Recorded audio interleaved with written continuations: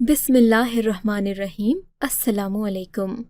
शाहमीर जब भी घर आते मेरे लिए कोई ना कोई चीज़ ज़रूर लाते। आज भी मैं इसी इंतज़ार में खड़ी थी कि वो घर आएंगे और मेरे लिए कोई खूबसूरत सा तोहफ़ा लाएंगे। मुझे उनके आने का बेचैनी से इंतज़ार था, मगर थोड़ी देर के बाद जब वो घर दाखिल हुए तो उनके पास एक काले रंग का थैला था और उसमें ऐसा महसूस हो रहा था जैसे कोई बड़ी सी टोकरी रखी हो। मैं बेताबी से आगे बढ़ी तो हाथ उठाकर मना कर दिया। रुक जाओ, ऐसा ना हो कि बाद में पछताओ। वो मायने खेज अंदाज में बोले, क्या मतलब? आज आप मेरे लिए कुछ नहीं लाए? लाया हूँ, अंदर आओ, लेकिन ज़रा एहतियात से देखना। शाहमीर ने मुझे होशियार रहने का कहा।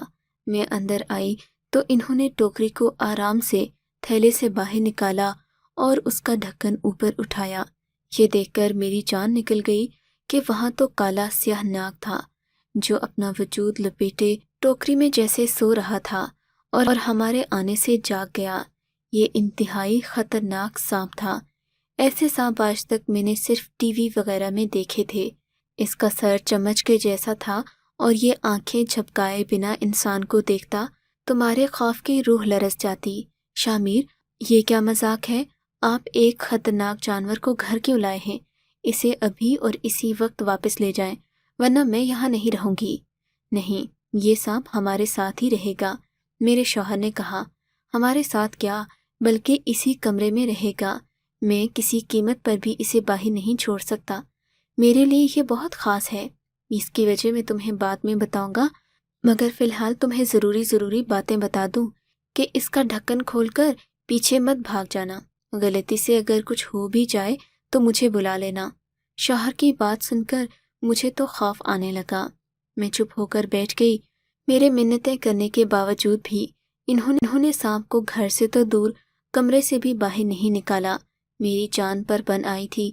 मैंने सोचा अम्मी अबू को फ़ोन करके बताऊं कि शाहमीर घर में एक खतरनाक सांप ले आए हैं। तभी मैं फ़ोन लेकर छत की तरफ गई तो देखा वहाँ शाहमीर पहले से मौजूद थे। मेरे हाथ में फ़ोन देखकर फ़ौरन झपट लिया। ये क्या कर रही हो? पागल तो नहीं हो गई? किसी को मत बताना कि मैं सांप लाया हूँ, बल्कि मैं खुद भी किसी को नहीं बताऊंगा। एक ख़ास वजह है, कभी कभी कोई बात मान भी लिया करो। शाहमीर के रवैये से मैं बुझ कर रह गई। मैं क्या कर सकती थी सिवाय सब्र करने के। अभी हम बातें कर ही रहे थे कि नीचे गली में एक लड़का भागता हुआ हमारे घर की जानिब आया। वो हमारे घर का दरवाज़ा ज़ोर ज़ोर से बजा रहा था। शाहमीर ने उसे देखा तो भागते हुए नीचे गए। दरवाज़ा खोला तो लड़के ने न जाने क्या बात कही कि शाहमीर उसके पीछे पीछे घर से निकल गए। मैं छत से ही देख रही थी। शाहमीर गली के नुक्कड़ पर गए और किसी से फ़ोन पर बात करने लगे। वो लड़ाई वाले अंदाज में बात कर रहे थे, जबकि मुझे कुछ और ही शक हो रहा था। थोड़ी देर के बाद वो घर वापस आए तो चेहरे से हवाइयाँ उड़ रही थीं। बहुत परेशान थे। आप किससे बात कर रहे थे? मैंने शक भरे अंदाज में पूछा। और फिर आपने अपने फ़ोन से कॉल क्यों नहीं की? जो आपको ये गली का लड़का फ़ोन देने आया था? इसलिए कि मेरा फ़ोन बंद है और तुम भी अपना फ़ोन बंद कर दो। मैं किसी से बात नहीं करना चाहता। ऑफिस वाले थे, इनको एक बार अपने पड़ोसियों का नंबर दिया था, बस इसी वजह से वहाँ कॉल करके पूछ रहे थे। कह रहे थे कि शाम को शिफ्ट है, तुम्हारी ज़रूरत है, इसलिए ऑफिस आ जाओ। जाओ मेरे लिए चाय बना कर लाओ। इन्होंने बात बदलने की कोशिश की। चाय बनाते हुए मैं सोच रही थी कि न जाने किसका फ़ोन आया था जो मेरा शौहर घर से इतनी दूर चला गया कि उनसे बहस करती। चाय लेकर गई तो शाहमीर ने 2 ब्रीफकेस तैयार कर रखे थे। ये क्या है शाहमीर? मैंने हैरत से पूछा। इन्होंने ज़रूरी कपड़े, साबुन, तेल वगैरह सभी एक बैग में डाल दिया था। ये हमारा सामान है, हम गांव जा रहे हैं। क्या मतलब? इतनी जल्दी में गांव जा रहे हैं? मुझे अपने माँ बाप से तो मिलने दिया होता। मैंने गुस्से से कहा, हमारे पास वक्त नहीं है, हमें अभी और इसी वक्त यहाँ से निकलना है, वरना देर हो गई तो कोई फ़ायदा नहीं होगा। शाहमीर ने मुझे भी बाकी चीज़ें समेटने पर लगा दिया। बड़ी मुश्किल से मैंने किचन को समेटा। बाकी चीज़ें भी अपनी अपनी जगह पर रखने के बाद हमने घर को बंद किया और चाबियां लेकर निकल गए। मैंने देखा शाहमीर के हाथ में वो काला थैला नहीं था। शाहमीर, आप अपने नाग देवता को छोड़ आए घर में? میں نے ہنستے ہوئے کہا، نہیں ایسی کوئی بات نہیں، وہ اسی بیگ میں ہے جو میرے پاس ہے، تم ذرا دھیان رکھنا اس بیگ کو کسی کی ٹھوکر نہ لگے۔ شاہ کی بات سن کر میرا تو سر چکرا گیا۔ کیا مطلب شاہ؟ اب آپ یہ بیگ میرے پاس رکھوائیں گے؟ ہاں، تم عورتوں والے ڈبے میں بیٹھنا، میں یہ بیگ تمہارے پاس ہی رکھوں گا، مردوں والے ڈبے میں تو شور شرابہ اور ہنگامہ ہوتا ہے۔ شاہ کی بات سن کر میں پریشان ہو گئی، میں اس سانپ والے بیگ کو اپنے پاس کیسے رکھ سکتی تھی؟ خیر ہم لوگ ریلوے اسٹیشن پر پہنچے تو تقریباً ٹرین آنے ہی والی تھی، آدھا گھنٹہ رہ گیا تھا۔ ہم لوگوں کو بیٹھا دیکھ کر ایک سیکیورٹی آفیسر ہمارے پاس آیا۔ یہ کیا لگتی ہے تمہاری؟ پولیس والے نے کرخت لہجے میں کہا۔ ہمارے پاس نکاح نامہ نہیں تھا، ہماری شادی بھی نئی ہوئی تھی، اسی لیے میں نے جھوٹ بول دیا۔ جی ہم بہن بھائی ہیں، اپنے امی ابو کے گھر جا رہے ہیں، ویسے بھی ہم شکل سے ایک جیسے ہی لگتے تھے۔ بہن بھائی ہو تو اپنا شناختی کارڈ دکھاؤ۔ شاہ میر سر پیٹ کر رہ گئے۔ میں نے بیگ سے جھٹ سے اپنا شناختی کارڈ نکالا اور پولیس والے کو دکھا دیا۔ شاہ میر سے جب پولیس والے نے اپنا شناختی کارڈ مانگا تو انہوں نے کہہ دیا کہ ہم میاں بیوی ہیں، کیونکہ شناختی کارڈوں پر ہماری والدیت الگ الگ تھی۔ تب پولیس والا شک میں پڑ گیا، بولا تم لوگ چلو، تمہاری چیکنگ کرنی ہے۔ یہ سن کر شاہ میر کا خون سوکھ گیا۔ انہوں نے پولیس والے کی منتیں کی، تب وہ کہنے لگا کہ نکاح نامہ دکھاؤ ورنہ ہم تم کو نہیں جانے دیں گے۔ شاہ میر بولے اگر مجھے تھوڑا وقت دے دو تو میں اپنے گھر سے جا کر نکاح نامہ لے آؤں، تب تم لوگوں کی تسلی ہو جائے گی۔ پولیس والا مان گیا۔ شاہ میر مجھے اسٹیشن پر چھوڑ کر خود گھر نکاح نامہ لینے چلے گئے۔ واپس آئے تو کافی دیر ہو چکی تھی۔ پولیس والے کو نکاح نامہ دکھایا اور ہم لوگ جلدی ٹرین میں سوار ہو گئے۔ خدا کا شکر ادا کیا کہ یہ مصیبت تو ٹلی۔ ٹرین میں خواتین والے ڈبے میں بیٹھی تھی اور وہ بیگ بھی میرے پاس ہی تھا۔ مجھے لمحہ بلمحہ ڈر لگ رہا تھا کہ کہیں غلطی سے بھی بیگ کھل گیا تو نہ جانے کیا ہوگا۔ ذمہ داری تو مجھ پر آئے گی ہی، عورتیں بھی مجھے بد دعائیں دیں گی، کیونکہ یہاں کافی عورتوں کی گود میں چھوٹے چھوٹے بچے تھے۔ گھنٹوں کی تھکاوٹ اور سفر کے بعد جب ہم لوگ سرگودا پہنچے تو اسٹیشن سے باہر نکلنے پر میرے شوہر نے کسی کو فون کیا۔ تھوڑی دیر میں ایک تانگے والا آ گیا۔ شاہ میر نے مجھے تانگے میں بیٹھنے کا کہا۔ شاہ میر ہم یہاں کیوں بیٹھ رہے ہیں؟ آپ ٹیکسی کیوں نہیں کروا لیتے؟ میرے پوچھنے پر شاہ میر غصہ ہو گئے۔ بات بات پر سوال کرنا کیا ضروری ہے؟ جو کر رہا ہوں سوچ سمجھ کر رہا ہوں۔ اتنے میں تانگے والا آ گیا۔ ہم نے اپنا سامان تانگے میں رکھا اور گھر کی طرف تانگے کو چلنے کو کہا۔ تھوڑی دیر گزری تھی کہ ہمارا گھر آ گیا۔ ہم گھر سے تھوڑے سے فاصلے پر اتر گئے۔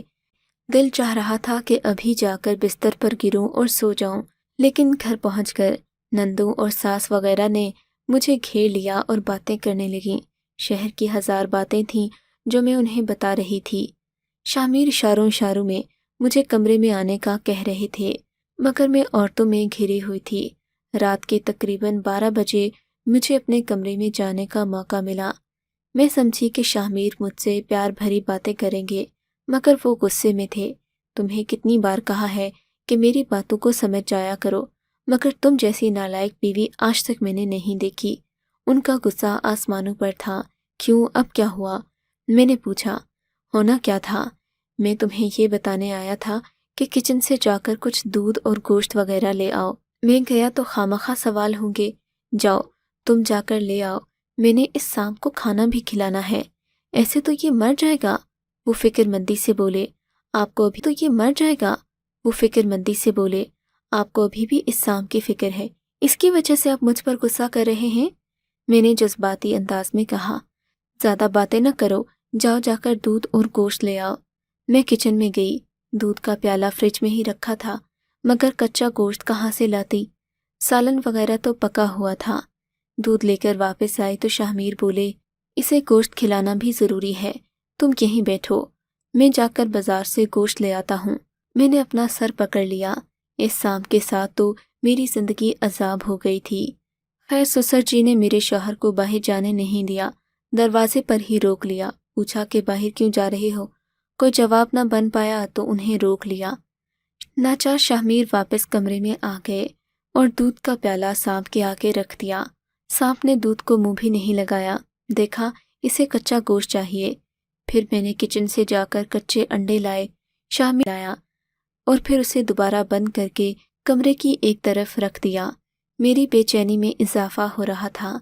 एक खतरनाक जानवर के साथ हम लोग कैसे सो सकते थे, जबकि वो था भी भूखा और हम उसके बारे में कुछ जानते भी नहीं थे। खैर, थोड़ी देर के बाद मुझे नींद आ गई। सुबह आंख खुली तो शाहमीर कमरे में नहीं थे। मैंने जल्दी से उठकर दरवाज़ा बंद किया, मगर फिर याद आया कि कमरे में वो खतरनाक सांप भी तो मौजूद है। मैंने दरवाजे को बाहर से बंद किया और अपनी नंदों के पास आकर बैठ गई। शाहमीर का पूछा तो इन्होंने बताया कि वो सुबह सवेरे किसी काम से चले गए थे। दिन के तकरीबन 11 बजे होंगे कि शाहमीर ने बैठक में कुछ बंदों को ला बिठाया। हम औरतों को चाय बनाने का कहा। ये 3-4 लोग थे जो अजीबोगरीब होलिये में थे और इनका लहजा भी मुख्तलिफ था। ये हमारे इलाके के नहीं लग रहे थे। मैंने चाय वगैरह बनाकर दी और शाहमीर का इंतज़ार करने लगी। 1-2 घंटों के बाद ये लोग वापस चले गए।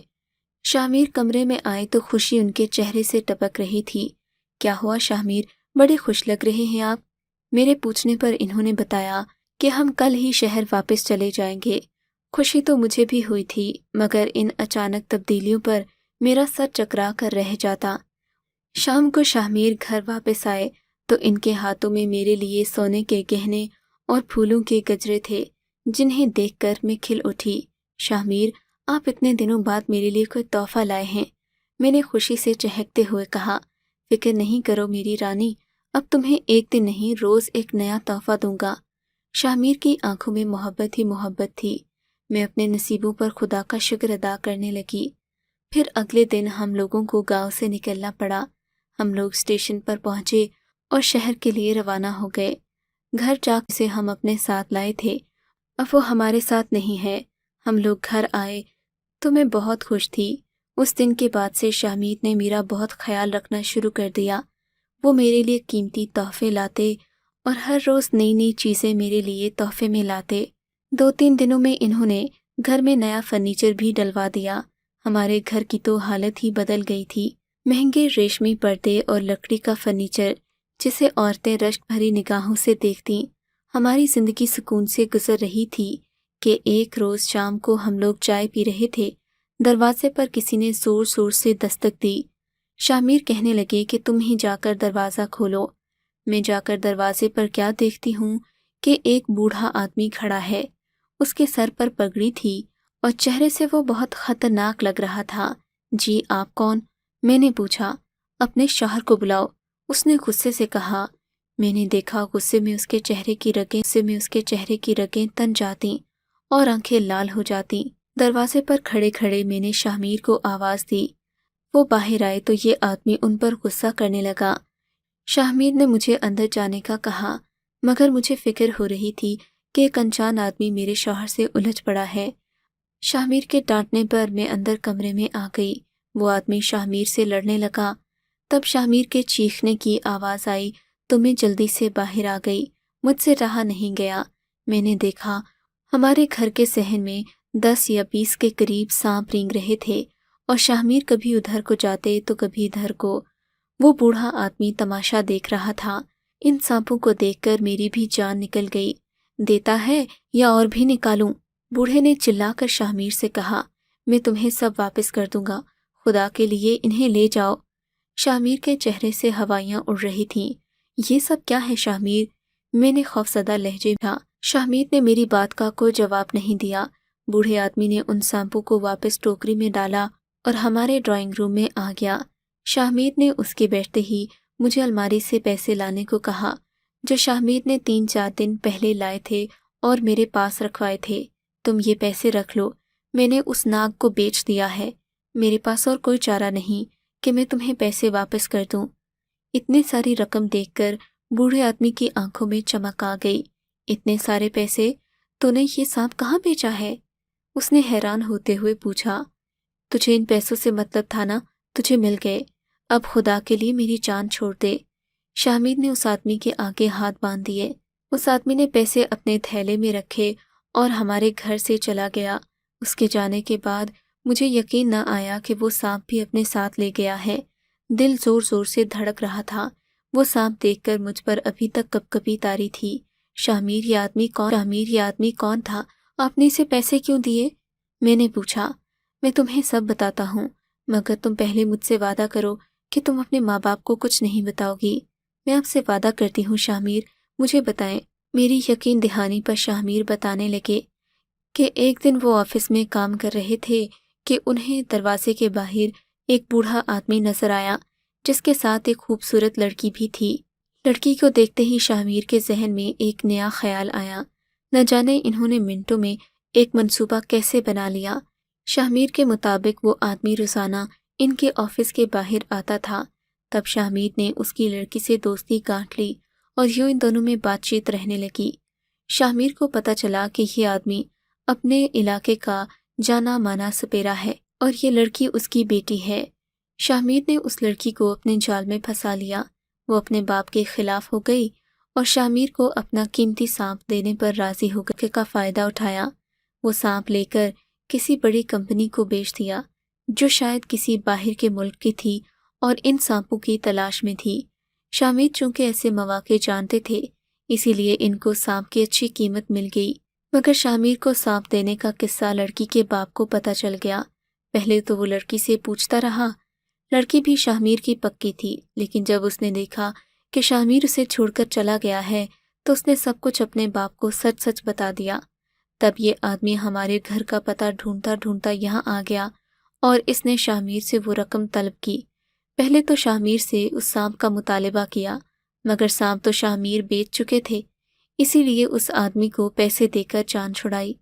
شاہ میر کا یہ قصہ مجھے بڑا عجیب لگا اور کسی بات کا دکھ تو نہ تھا، البتہ اس بات کا روگ ہمیشہ میرے دل میں رہے گا کہ انہوں نے ایک لڑکی کو نہ صرف اپنے فائدے کے لیے استعمال کیا بلکہ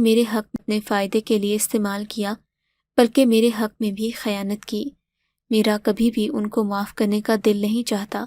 ان گہنوں اور سونے کے زیورات کا کیا کروں جب شوہر ہی۔ آپ کو اگر یہ کہانی اچھی لگی ہے تو اس ویڈیو کو لائک کیجیے اور اس طرح کی مزید کہانیاں سننے کے لیے ہمارے چینل کو ضرور سبسکرائب کیجیے۔ کہانی سننے کا شکریہ۔ آپ سے ملاقات ہوگی اگلی ویڈیو میں، تب تک کے لیے اللہ حافظ۔